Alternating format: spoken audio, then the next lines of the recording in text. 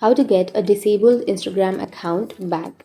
So if you want to get a disabled Instagram account back, then first open up a browser, any browser that you are comfortable with.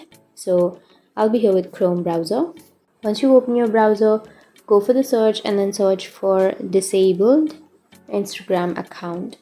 Once you've searched here, you can go for the first search, which is disabled Instagram account, and then scroll down, and here you will have was this helpful. Tap on no and then tap on other, and from here you can give the feedback. So here under the feedback you have to write that I think my account has been disabled, so unfortunately I don't want my account to be disabled, it might be a mistake or anything. You should write your reason, and once you've written your reason you can simply tap on submit, and once you've submitted, Instagram will take action on that. So that's how you can get a disabled Instagram account back. It's the only way. And if you have any questions, feel free to comment below. Thanks for watching.